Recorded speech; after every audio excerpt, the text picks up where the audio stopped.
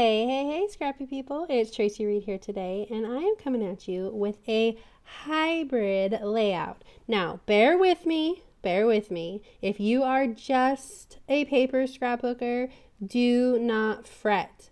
I am going to show you how you can use a digital template for paper scrapbooking. Now, this video is a little bit long, so please just bear with me because I do have to show you a little bit more than my normal process video since we are starting in Photoshop, but it's worth it, trust me. Okay, so let's get started. So this is a template available at sweetshopdesigns.com by Cindy Schneider, and it is the perfect template for a hybrid layout. I'm going to take this template and I'm going to take it down to its brass tacks and use it in my silhouette machine as a guide for another layout. So I am deleting all of the excess things that I don't need on this template, and I like to do that first so that I don't have any extra stuff messing with me. So I've just left everything else that I'm going to have on my silhouette machine, and I'm going to start with this love. Now, isn't that the perfect cut file?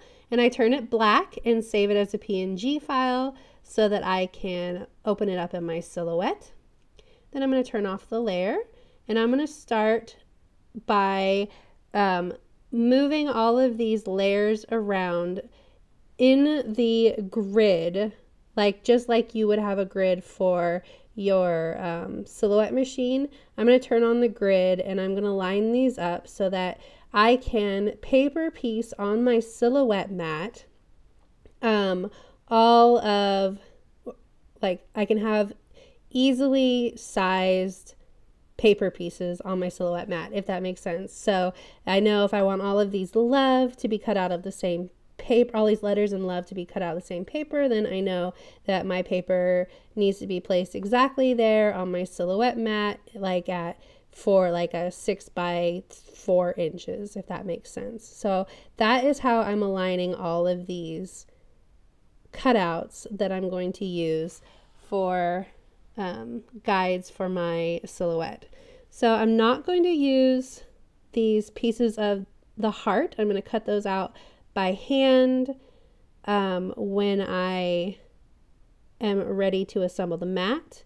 So I'm just using all of the paper strips, and these are the photo mats and the journaling mats, and I'm just aligning them along the grid in Photoshop so that I know what size to cut out each piece of paper.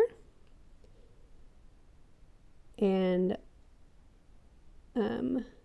I know what, how many different papers I'm going to need.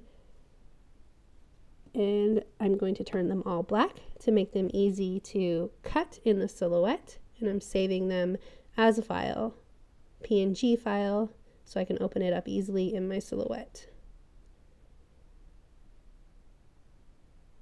I know that this seems super fast. If you have any questions, just go ahead and ask them in the comments. There are a ton of tutorials over on sweetshopdesigns.com as well. So here is the silhouette software, and I'm going to open up the PNG files I created, and I'm just going to send them to the silhouette after I create the cut lines. Ta-da! So I'm going to cut this one, and then let's see here, sending it to the silhouette, and it's cutting out. And there is layer 1 of this layout from the digital template.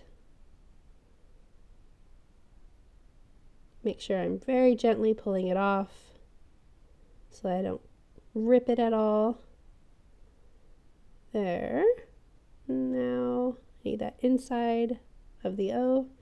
And I opened up the other file in my silhouette, and I'm just cutting each. Oh, you see what I messed one up. I just need to go ahead and pause it and put it back on there. I cut each pattern out that, and you can see another one's messing up, but I just recut it. Okay, so let's pause here for a second. You can see that I cut out pieces of the pattern paper I was going to use, and I'm using the Romance collection that I designed for Simple Stories, in specific size blocks according to the way I set up my file to cut. Now, if this had been a less complicated layout, I could have just used one paper, I could have used like 2 papers, but this was a super complicated layout with lots of pieces. So I have lots of little cuts here, and each one of these little cuts, each one of these little pieces of paper has a different cut file on it, and you saw how I set up that file initially. And so I just put down the papers that I wanted to use and align them to the grid, and everything cut out within the bounds that I had set up for it.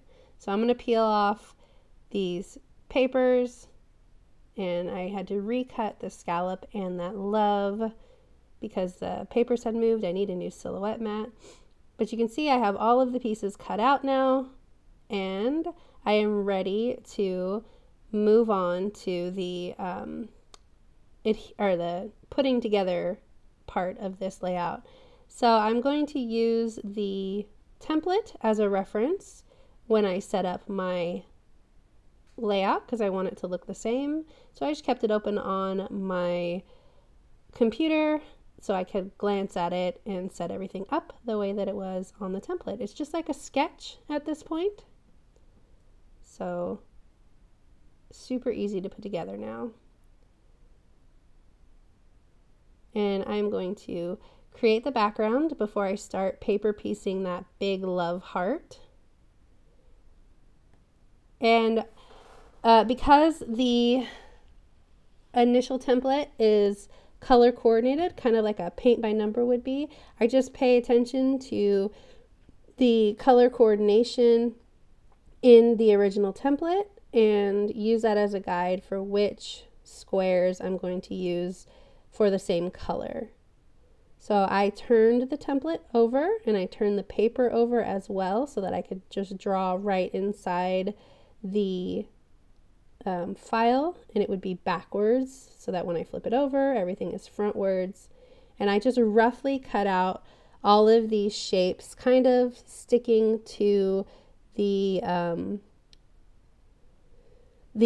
lines that I had drawn, but I want to make sure I cut them on the outside so that it's a little bit bigger so I have a place to glue everything down. Now I should have started, after I started with the paper, I realized I should have started with the hearts and the love. So I do these paper pieces and then I go back and I stick the love in and things. I already had the hearts and the love cut out because they were on the silhouette mat. So I should have started there, especially since then I can layer, I can be less precise with the paper cutouts because they go over the back of the love and I don't have to worry about it too much. So here we go. Now I'm putting down the hearts. You can see that I had already covered up part of that heart and I didn't notice, so I have to go in and trim it after I flip it back over and see that. And I'm going to finish the LOVE and then I'll flip it over and finish that O.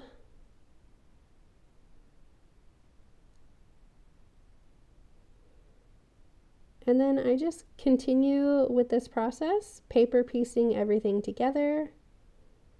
It did take a little while, but even if this had been just a cut file instead of a digital template, it would have taken a long time either way because it's quite a complicated cut file. So you can use less complicated templates or more complicated templates if you really want to get in there.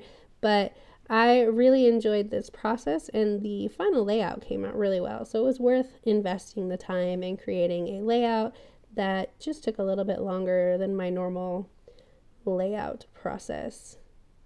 So I have all of the papers in now, and I'm trimming everything off, all of the excess paper, and voila. Making sure I have everything aligned and there's no gaps. I'm just going to stick a little bit in the gaps that there does happen to be. You won't even notice. And I love it.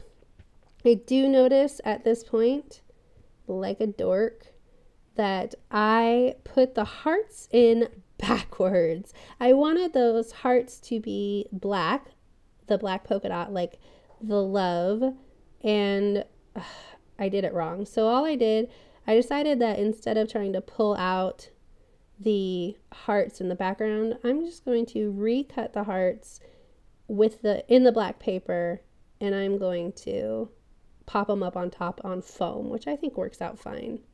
So again, I'm just following the template like I would follow a sketch.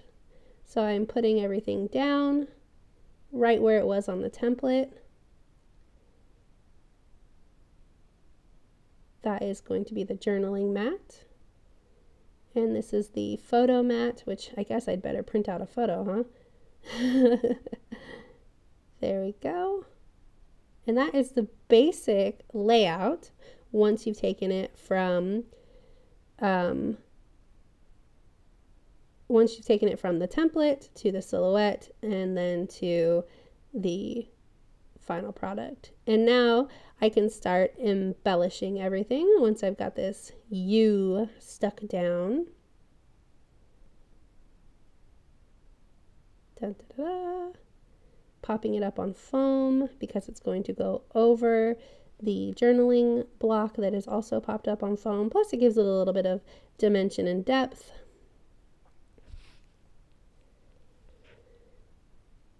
All right. So now I've got everything glued down. I'm going to cut off this excess heart, and I can start building my layout just like I would any other layout. So I decide to pop up all of these black hearts that I'm covering up on foam.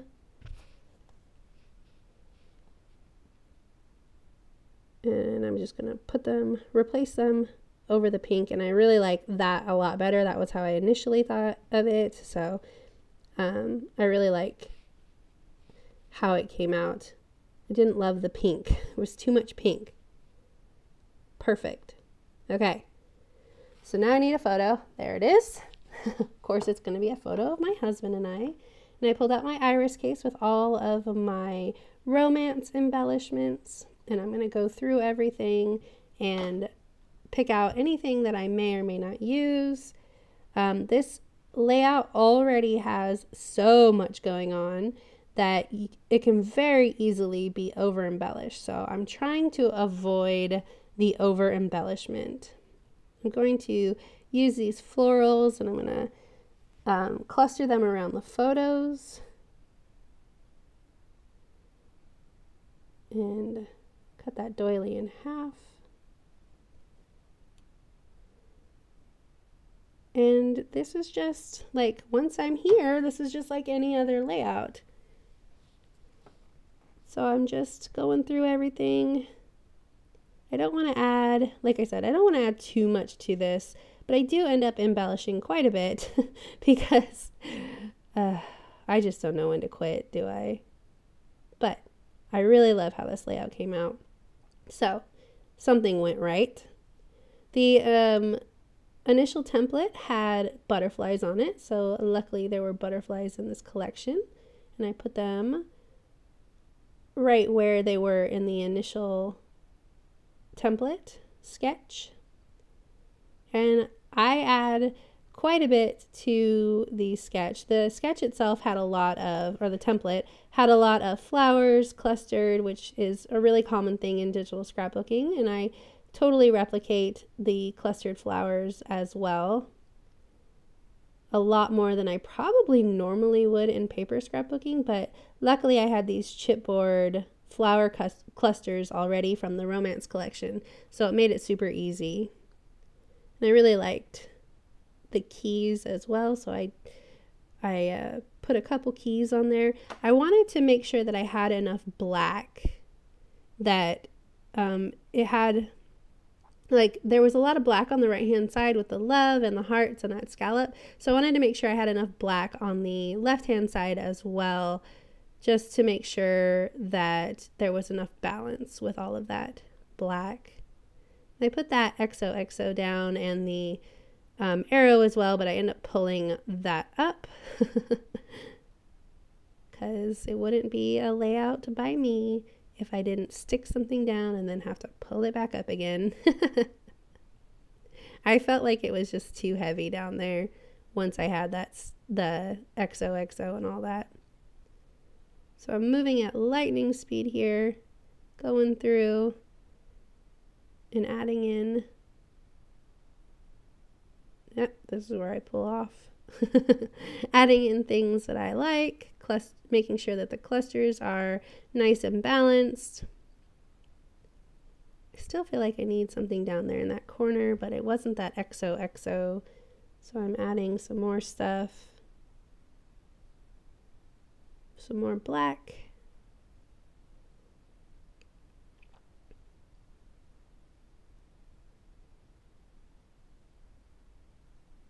More florals. I liked the way that the cluster up there in that right hand corner was sort of bridging that heart so that it wasn't so, I guess, like such a strong design element. With stuff clustered over the top of it, it kind of relegated it more to the background than it would have if I had just left that corner really bold up there at the top.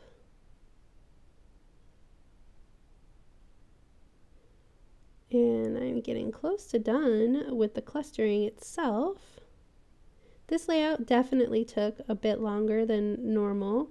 It probably took me altogether about an hour and a half, but it's really a lot more complicated than my normal paper scrapbooking. So I think that that makes perfect sense. Plus, I really embellished the heck out of it, didn't I? Okay, so I think I'm done with the clustering, and I'm just kind of checking it out, making sure I like it. So I decided that I didn't want to add journaling. I didn't have much to say. I am not a big journaler. So I decided instead to add or cut down some of this journaling card, this one right here with the type in the middle. And I'm going to measure that journaling block so that I can cut down the journaling card to the right size, sorry. And making sure that I cut in equally on both sides. There we go. And I'm just going to layer it right over the top of that white box. If I had thought ahead, I wouldn't have that problem, but you can't tell that I put it over something. The only problem I had is that that tail on that U was glued down, and I had to rip it up to fix it and then re-glue it down on top because I didn't love the way that the journaling card was covering it up. So I have to be really careful, and then I had to glue it back down. And this layout is all done. So if you enjoyed this video, I'd love it if you give it a thumbs up. If you're new here, go ahead and subscribe, and I'm sure that there are a ton of questions about how to do this. So if you have any, leave them in the comments. All right, thank you.